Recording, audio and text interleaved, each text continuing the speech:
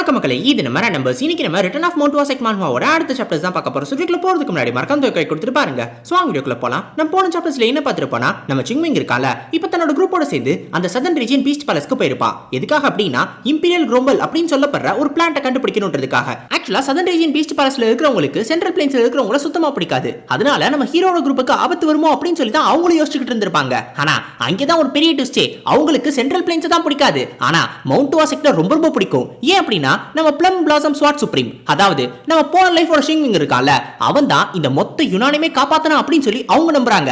அவ ஏதோ தெரியாதனமா அதை பண்ணிட்டான், ஆனா அது ஏதோ ஒரு வகையில இவங்களுக்கு உதவியா வந்துருச்சு. அதுவும் அவனோட அடுத்த பிறவியில வந்திருக்கு. அப்படி இந்த பேலஸ் மாஸ்டர் கூட பேசிக்கிட்டு இருக்கும்போது தான் நம்ம பேக்ஷனுக்கு ஒரு டவுட் வரும். அதாவது நம்ம மவுண்ட் வாசெக்ட் இவ்ளோ பண்ணிருக்கு அப்படின்னா ஏன் சென்ட்ரல் பிளேன்ஸ் இருக்கிறவங்க யாருமே அதை பத்தி பேசவே மாட்டாங்க?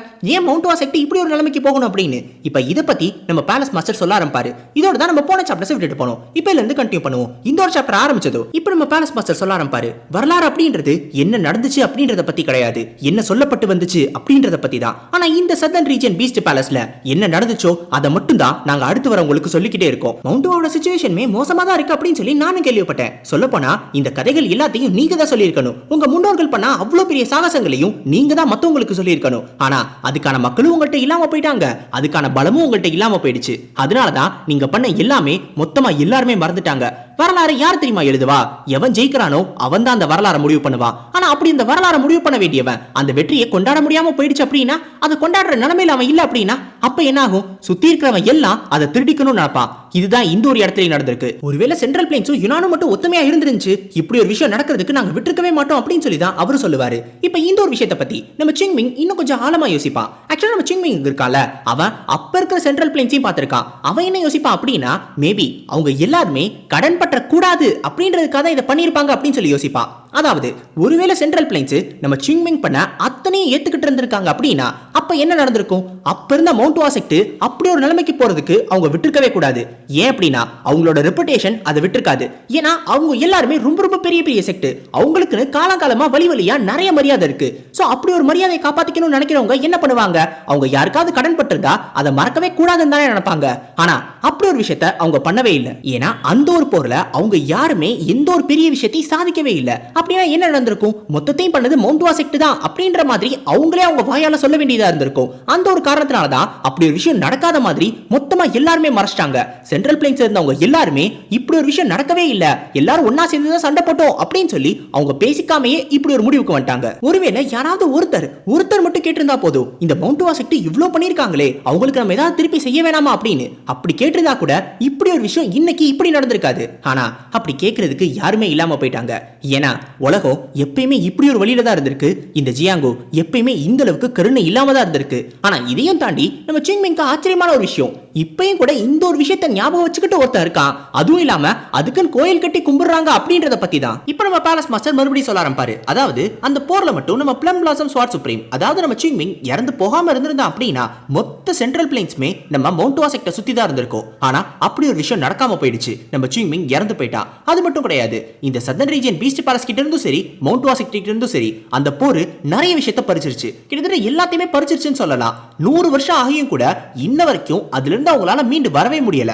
அந்த அளவுக்கு ஒரு மோசமான நிலைமைக்கு தள்ளிடுச்சு. இப்போ இவங்க எல்லாருக்குமே ஒரு ட்ரிங்க் ஊத்தி கொடுத்துட்டு இவங்க எல்லார்கிட்டயும் சொல்லுவாரு, இந்த ஒரு ட்ரிங்க் எடுத்துக்கோங்க, இத சதர்ன் ரீஜன் பீஸ்ட் பேலஸோட மாஸ்டரான உங்களுக்கு கொடுக்கல, ஆனா அதுக்கு பதிலா உங்க கூட இந்த ஒரு ஹிஸ்டரியை ஷேர் பண்ணக்கூடிய ஒரு காம்ரேடா கொடுக்குறேன். நீங்க எல்லாரும் ரொம்ப ரொம்ப வலியோட இருப்பீங்க, ஏன்னா உலகம் அந்த அளவுக்கு கருணை இல்லாம தான் இருக்கும் அப்படின்னு சொல்லுவாரு. இது கேட்டவனே நம்ம சிங்மிங் சொல்லுவா, இல்ல அப்படிலாம் கிடையாது, நாங்க அப்ப நடந்த விஷயத்துக்கு இப்ப ரிவார்ட்ஸ் எதிர்பார்க்கிறது உண்மையிலே ஒரு முட்டாள்தனமான காரியம். அது மட்டும் இல்லாம அன்னைக்கு அந்த போருக்கு போனவங்க எல்லாரும் நமக்கு இதுக்கப்புறம் ஒரு பெரிய பரிசு கிடைக்கும் அப்படின்னு நினைச்சா போனாங்க, இல்ல நமக்கு பேர் கிடைக்கும் நினைச்சா உள்ள போனாங்க?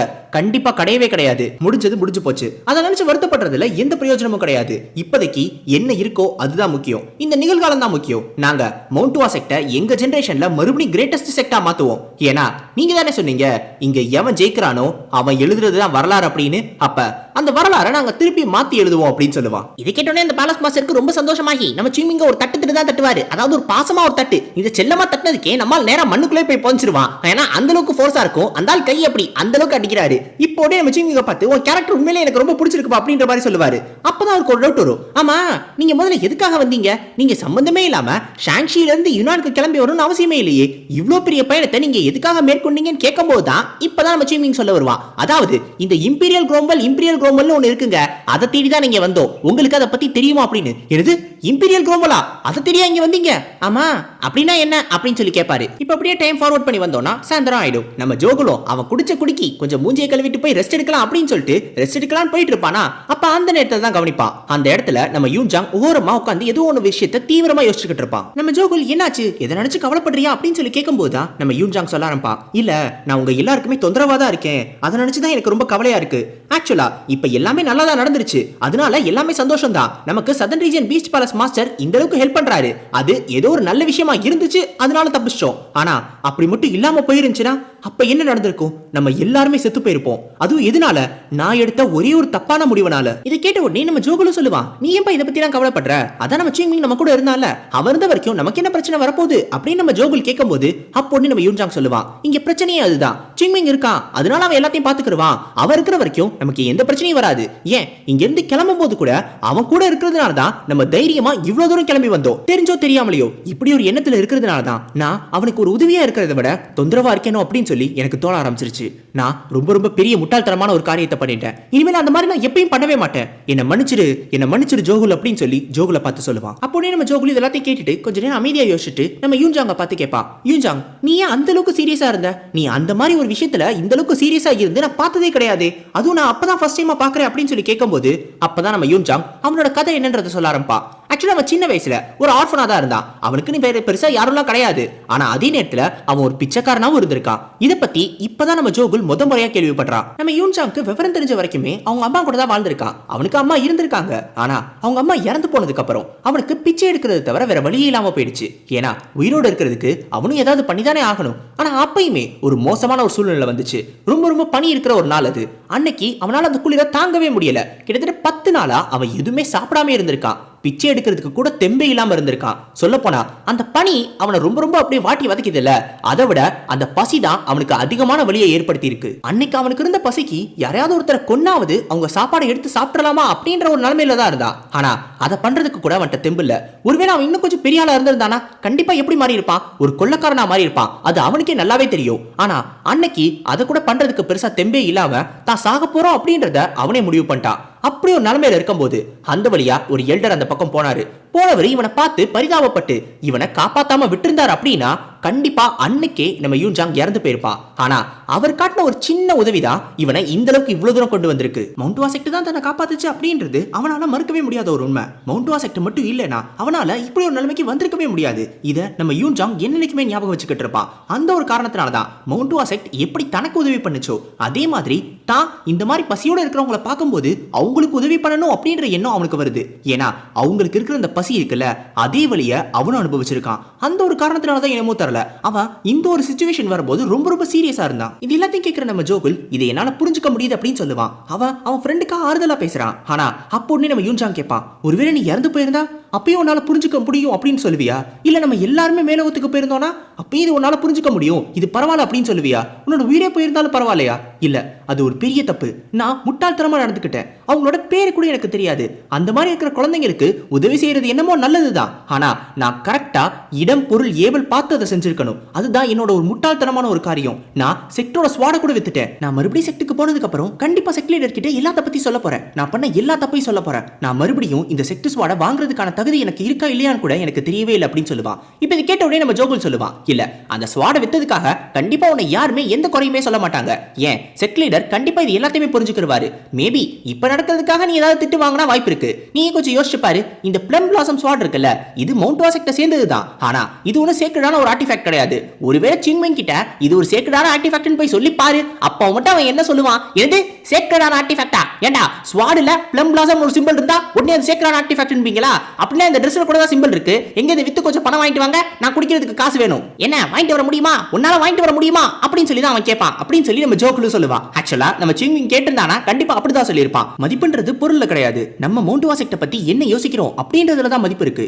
கண்டிப்பா சிங்விங் இத பத்தி தான் சொல்லியிருப்பான். நம்ம மிஸ்டேக்ஸ் பண்ணாமலாம் இருக்க முடியாது, அதை பண்ணாம இருக்கிறத விட அதுல இருந்து கத்துக்கிறோம்ல, அதுதான் முக்கியம். உன்னோட மிஸ்டேக்ல இருந்து நீ கத்துக்கிட்டியா அப்படின்னு சொல்லி யூன்ஜாங்க பார்த்து கேட்பான். நம்ம யூன்ஜாங்கோ ஆமா அப்படின்னு சொல்லி சிரிச்சுக்கிட்டே சொல்லுவான். இப்போ இவங்க ரெண்டு பேருக்கும் லேட் ஆயிடுச்சு அப்படின்னு சொல்லி அவங்க ரூமுக்கு போயிருவாங்க. அப்ப நம்ம யூன்ஜாங்கோட ரூம் இருக்குல்ல, அதுக்கு வெளில நம்ம ஜோகுல் வருவான். அவன் உடனே சொல்லுவான், நீ பண்ணது மேபி தப்பா கூட இருக்கலாம், ஆனா நீ அந்த மாதிரியான தப்ப பண்ணக்கூடிய ஒரு நல்ல ஆளு அப்படின்றது எனக்கு ரொம்ப ரொம்ப சந்தோஷமா இருக்கு, ரெஸ்டட் அப்படின்னு சொல்லிட்டு நம்ம ஜோகுல் அங்கிருந்து போயிருவான். நம்ம யூன்ஜாங் உடனே தன்னோட கண்ணுல இருந்து வர கண்ணீரை தொடச்சுக்கிட்டு அப்படியே அவனும் படுத்து தூங்கிடுவான். அடுத்த நாள் காலையும் வந்துடும். இப்ப இன்னொரு பக்கம் ஒரு பைத்தியக்காரன் நைட்டு ஃபுல்லா நல்லா சரக்கு அடிச்சுக்கிட்டு, தண்ணி கொடுங்க, யாராவது கொஞ்சம் தண்ணி கொடுங்க, தண்ணி கொடுக்கல, எனக்கு ரொம்ப தாகமா இருக்கு, வறண்டு போயிருக்கு அப்படின்னு சொல்லி கதறிக்கிட்டு இருப்பான். அதுவும் பெட்ல போய் படுறா அப்படின்னா வாசல்லே படுத்து கிடப்பான். இப்ப நம்ம சிங்மிங்க பாக்குறதுக்காக எல்லாரும் ரூமுக்கு வந்துருவாங்களா, வந்து பார்த்தா தான் தெரியும் நம்ம சிங்மிங்க இப்ப வரைக்கும் குடிச்சுக்கிட்டு இருக்கான் அப்படின்னு. ஏண்டா ஒரு மனுஷனால இப்ப வரைக்கும் எப்படா குடிக்க முடியும், என்னடா ஒரு ஜென்மோனி அப்படின்ற மாதிரி கேட்பாங்க.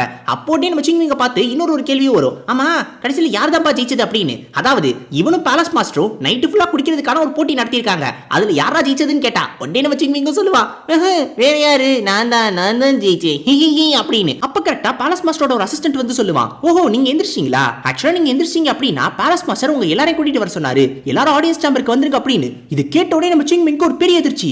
என்னது இருந்தா அவர் எந்திரிச்சாரா, இதுக்கு வாய்ப்பே கிடையாது, அவர் அதுக்குள்ளே எப்படி எந்திரிச்சாரு, அதுவும் அவ்வளவு குடிச்சதுக்கு அப்புறம் அப்படின்மா. இதை கேட்ட உடனே நம்ம பேக்சூன் ஒரு மாதிரி ஸ்மக் லுக் வச்சு சொல்லுவான், தோத்து போயிட்டியா தோத்தாங்கோலி அப்படின்னு. இப்ப நம்ம சிங்மிங்க ரெண்டு பேர் தூக்கிட்டு போற ஒரு நிலைமையில தான் இருப்பான், அந்த மாதிரியான ஒரு அரபோத நிலைமையில இருப்பான். அந்த பக்கம் போய் பார்த்தா தான் தெரியும் அந்த பேலஸ் மாஸ்டர் இருக்கார்ல, அவரும் அதே நிலைமையில தான் இருப்பாரு. ரெண்டு பேரும் ஒரே மாதிரியான எக்ஸ்பிரஷன் வச்சிருப்பாங்க.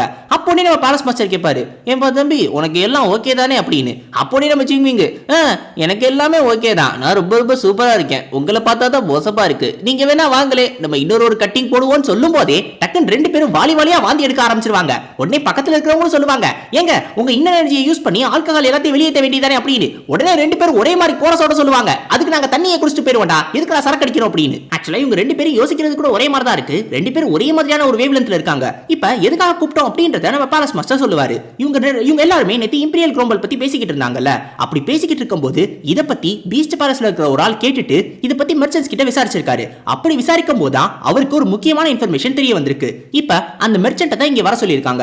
இப்ப அந்த மெர்ச்சன்ட் இங்க வந்துட்டு நம்ம பேலஸ் மாஸ்டர் கிட்ட இந்த இம்பீரியல் குரோம்பல் பத்தி சொல்லுவாரு. ஆக்சுவலா சென்ட்ரல் பிளேன்ஸ்ல இம்பீரியல் குரோம்பல்னு சொல்லப்படுறது இந்த யுனான்ல வேற ஒரு பேர்ல இருக்கு, அதோட பேரு டிவைன் ஸ்பிரிட் ஹர்ப் அப்படின்னு. இம்பீரியல் குரோம்பல் பத்தி நம்ம பேலஸ் மாஸ்டருக்கு வேணா தெரியாம இருக்கலாம், ஆனா இந்த டிவைன் ஸ்பிரிட் ஹர்ப் பத்தி அவருக்கு நல்லாவே தெரியும். இது கேட்ட உடனே அவரே ரொம்ப அதிர்ச்சி ஆயிடுவாரு. இத தெரியா இங்க வந்திருக்கீங்க அப்படின்னு சொல்லி அவங்கள பார்த்து ஒரு மாதிரி அதிர்ச்சியா கேட்பாரு. அப்போனே நம்ம சிங்மிங் கேட்பான், ஏன் என்னாச்சு, அது என்ன அவ்வளவு எடுக்கிறது கஷ்டமான விஷயமான்னு கேட்கும்போது, இல்ல அது ஒன்றும் கஷ்டமான விஷயம் கிடையாது, ஆனா இப்ப ரொம்ப ரொம்ப காம்ப்ளிகேட்டா மாறிடுச்சு. இந்த டிவைன் ஸ்பிரிட் ஹர்ப் இருக்குல்ல, இது உண்மையிலே யுனான்ல இருக்கு, ஆனா அதை பத்தி பேசுறதை விட நான் அதை உங்கள்கிட்ட நேர்ல கூட்டிட்டு போய் காட்டுறேன்னு சொல்லிட்டு இவங்க எல்லாரையும் டிவைன் ரிசர்வாயருக்கு கூப்பிடுவாரு. இப்ப இதை கேட்ட உடனே சுத்தி இருக்கிற அந்த பீச் பேலஸை சேர்ந்தவங்களா ஒரு மாதிரி அதிர்ச்சியில யோசிச்சுக்கிட்டே இருப்பாங்க. அவங்களுக்கு ஒரு மாதிரி குழப்பமா இருக்கும். இப்ப அவங்க எல்லாருமே வந்து பேலஸ் மாஸ்டர் கிட்ட கேட்பாங்க, பேலஸ் மாஸ்டர் இவங்க எல்லாரும் எதுக்கு நீங்க டிவைன் ரிசர்வாயருக்கு கூட்டிட்டு போறீங்க, அப்படி என்ன தப்பு பண்ணிட்டாங்க, அங்க கூட்டிட்டு போகாம இருக்கலாமே அப்படின்னு. இது கேட்ட உடனே லைட்டா தான் மனுஷன் மறப்பாரு, ஏண்டா எனக்கே லெக்சர் பண்ண ட்ரை பண்றீங்களா அப்படின்னு. அது கேட்ட உடனே அத்தனை பேர் அப்படி கீழே விழுந்துருவாங்க.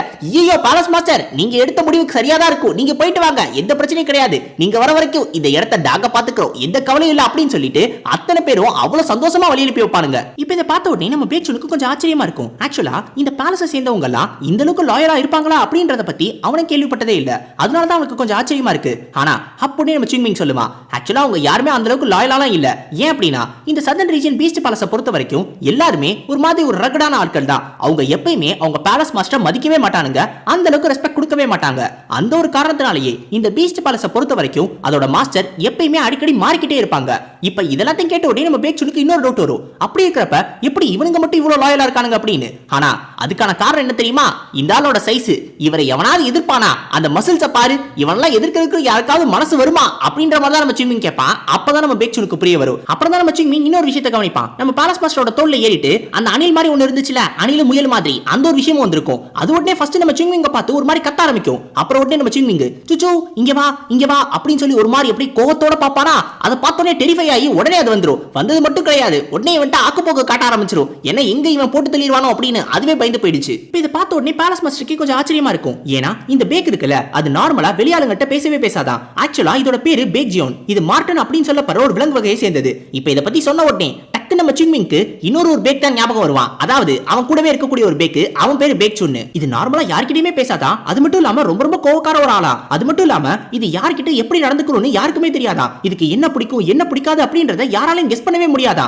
ஏன் அவருக்கே ரொம்ப நாள் இருந்தும் கூட இதை பத்தி முழுசா தெரியல அப்படின்னு சொல்லுவாரு. இதெல்லாம் கேட்ட உடனே நம்ம சிங்மிங் சிரிக்க ஆரம்பிச்சிருவான். ஓஹோ, அப்ப பேர் மட்டும் ஒரே மாதிரி இல்ல, எல்லாமே ஒரே மாதிரி தான் இருக்கு, ரொம்ப ரொம்ப சிமிலரா இருக்கே அப்படின்னு சொல்லி. அதாவது நம்ம பேக் சுன்னு தான் வெறுப்பேத்திக்கிட்டு இருப்பான். ஆனா என்னதான் இருந்தாலும் ஒரு பக்கம் நம்ம பேக் சுன்னு கலாய்ச்சாலும் இன்னொரு பக்கம் இந்த பேக் ஜியோன் இருக்குல்ல, அதுக்கு எவ்வளவு பெரிய விலங்கா இருந்தாலும் அதை எதிர்த்து நிக்கிற தைரியம் இருக்குமா. என்ன நம்ம சிங்குக்கு பார்த்து தான் லைட்டா பயப்படுது. ஏன்னா இவன் மான்ஸ்டருக்கு மேல மான்ஸ்டர், அந்த ஒரு காரணத்தினால தான். இப்போ நீங்க போறப்ப மறுபடியும் கேட்பாங்க, ஆமா நம்ம டிவைன் ரிசர்வாயர் அப்படின்ற ஒரு இடத்துக்கு தானே போறோம்னு சொன்னீங்க. இப்ப நம்ம போக போக வெறுமனே இந்த இடத்துல மொத்தமாவே காடு மட்டும் தானே இருக்கு. இதுக்கு நடுவுல அந்த டிவைன் ரிசர்வாயர் எங்க இருக்கு அப்படின்னு. ஆக்சுவலி இந்த டிவைன் ரிசர்வாயர் அப்படின்றது இந்த பீஸ்ட் பேலஸோட ஒரு ஹோலி லேண்ட் அப்படின்ற மாதிரி ஒரு புனிதமான ஒரு இடம். இந்த ஒரு இடத்துக்கு இவங்க யாருமே பெருசா போக கூடாதா. அதாவது பர்மிஷன் இல்லாம அந்த இடத்துக்கு போறதுக்கு அனுமதியே கிடையாது. இந்த பீஸ்ட் பேலஸை சேர்ந்த எந்த ஒரு டிசிபிளும் பர்மிஷன் இல்லாம டிவைன் ரிசர்வாயருக்கு போகவே கூடாது. அது பேலஸ் மாஸ்டருக்கும் பொருந்தும். ஆனா அவுட் சைடர்ஸ்க்கு அது பொருந்தாது. வெளியாளுங்க தாராளமா அந்த இடத்துக்கு போகலாம், தாராளமா வெளில வரலாம். ஏன்னா இவங்க பீஸ்ட் பேலஸை சேர்ந்தவங்க கிடையாது அப்படின்னு அவர் சொல்லுவாரு. இது கேட்ட உடனே நம்ம பேச்சுனுக்கு ஒரு மாதிரி டவுட்டா இருக்கும். நார்மலா எப்பயுமே ஆப்போசிட்ல தானே வைப்பாங்க. உள்ள இருக்கிறவங்க உள்ள போகலாம், வெளியாளுங்க தானே உள்ள போக கூடாது அப்படின்னு. இது என்ன வித்தியாசமா இருக்குன்னு சொல்லி கேட்கும்போது அப்ப அவர் சொல்லுவாரு, இதுல என்ன பிரச்சனை இருக்கு, நார்மலா விலங்குகள் கூட தான் தானாவே உள்ள போயிட்டு வருது, அது எதுவும் நாங்க தடுக்கலையே அப்படின்னு. உடனே நம்ம பேச்சுன்னு கேட்பான். இருந்தாலும் விலங்குகளும் மனுஷங்களும் ஒன்னா கேட்கும்போது கண்டிப்பா ஒண்ணுதான். நீங்க எல்லாரும் என்ன யோசிக்கிறீங்க, பீஸ்ட் பேலஸை சேர்ந்தவங்க எல்லாரும் இந்த விலங்குகள்லாம் எங்களுக்கு பிடிச்சிருக்கு அப்படின்றதுனால நாங்க வளர்க்கிறோம்னு நினைக்கிறீங்களா? கிடையவே கிடையாது. நாங்க எப்படி தெரியுமா யோசிக்கிறோம், இந்த விலங்குகளை எங்கள்ல ஒருத்தரா பாக்குறோம். அதுங்கள்ல இருந்து நாங்க ஒன்னும் ரொம்ப வித்தியாசமான ஆட்கள் கிடையாது. அதுங்க 4 கால்ல நடக்குது, நாங்கெல்லாம் 2 கால்ல நடக்கிறோம். விலங்குகளுக்கும் மனுஷங்களுக்கும் இருக்கிற ஒரே ஒரு சின்ன வித்தியாசம், நமக்கு மூளை கொஞ்சம் பெருசா வேலை செய்யும், அவ்வளவுதான். அந்த மாதிரி இருக்கிற விலங்குகளே நாங்க தடுக்காத காரணத்தினால வெளியாளுங்க யாரு போனாலும் எங்களுக்கு எந்த பிரச்சனையும் கிடையாது அப்படின்றத பத்தி சொல்லுவாரு. இப்போ நம்ம பேச்சுன்னு கேட்பான், ஒருவேளை அந்த இடத்துக்கு ஏதாவது ஆயிடுச்சுன்னா என்ன பண்றது, அது டேமேஜ் ஆகிறத பத்தி நீங்க கவலைப்படலையான்னு கேட்கும்போது, ஹோலி லேண்ட் நாங்க சொல்லிட்டோம், அந்த வெறும் பேருக்காக மட்டும், அந்த இடத்தோட மொத்தோட அமைப்புக்காக மட்டும் நாங்க அதை சொல்லல. அந்த இடம் எங்களுக்கு புனிதமான இடம். அது எப்படி இருந்தாலும் சரி, எவ்வளவு டேமேஜ் ஆயிருந்தாலும் சரி, அதோட புனிதத்தன்மை என்னைக்கு மாறிடாது அப்படின்னு சொல்லுவாரு. இப்போ இவங்க இந்த ஃபாரஸ்டுக்குள்ள டீப்பா போக போக அந்த இடத்துல ஒரு சின்ன வெளிச்சம் கூட வராது. அந்த அளவுக்கு மொத்த இடமே மூடி இருக்கும். நல்ல பெரிய பெரிய மரங்கள், இவங்களை விட ஒரு பல மடங்கு பெரிய உயரமான மரங்கள் இருக்கும்ல, அந்த மாதிரியான மரங்களை பார்ப்பாங்க. ஏன் இவங்க சைஸை விட 2 மடங்கு பெரிய சைஸ்ல இருக்கிற பீச் எல்லாம் உள்ள இருக்கும். ஆனா இவ்வளத்தையும் பார்த்தும் கூட இவங்களுக்கு சுத்தமா பயமே இருக்காது. ஏன் தெரியுமா, இவரு அவ்வளவு பெரிய புலி இருக்குல்ல, அதே இடுப்புல தூக்கி வச்சுட்டு அவர் பாட்டு கொஞ்சிட்டே நடந்து போயிட்டு இருப்பாரு. இப்ப ஒரு வழியா இந்த டிவைன் ரிசர்வாயர் இருக்கிற இடத்துக்கு இவங்க வந்துட்டாங்க. இப்பதான் நம்ம பேலஸ் மாஸ்டர் சொல்லுவாரு, ஆக்சுவலா இந்த இம்பீரியல் குளோபல்னு இருக்குல்ல, இது முன்னாடி யுனான்ல அதிகப்படியா வளைஞ்சுக்கிட்டு இருந்த ஒண்ணுதான். இந்த மாதிரி இருக்கிறத நம்ம எங்க வேணாலும் பார்க்கலாம். நிறைய இடத்துல சும்மாவே வளைஞ்சு கிடக்கும். அந்த மாதிரி இருந்தது இப்ப ஒண்ணுமே இல்லாம போயிடுச்சு. அதுக்கான காரணம் என்ன தெரியுமா, 100 வருஷத்துக்கு முன்னாடி நடந்த போர்ல இந்த டீமனிக் கல்ட்டை சேர்ந்தவனுங்க மொத்தமா இந்த இடத்துக்கு இன்வைட் பண்ணாங்கல்ல, அப்ப இருக்கிற எல்லா இடத்தையுமே இவனுங்க மொத்தமா கொளுத்திட்டானுங்க. அப்படி கொளுத்தின காரணத்தினால இருக்கிற எல்லா இடத்துலயும் இந்த இம்பீரியல் குளோபல் இல்லாம போயிடுச்சு. இது மட்டும் இல்ல, இன்னும் நிறைய பிளான்ஸ் இல்லாம போயிடுச்சு. ஆனா இவங்க தேடி வந்த இம்பீரியல் குளோபல் இப்ப ஒரே ஒரு இடத்துல மட்டும் தான் யுனான்ல கிடைக்கும். அந்த ஒரு இடம் இந்த டிவைன் ரிசர்வாயர் தான். இப்ப அந்த இடத்துக்கு தான் இவங்க வந்திருப்பாங்க. ஒரு பெரிய ஏரி. இப்ப இந்த இடத்துல தான் இவங்க இந்த இம்பீரியல் குளோபலை கண்டுபிடிக்க போறாங்க.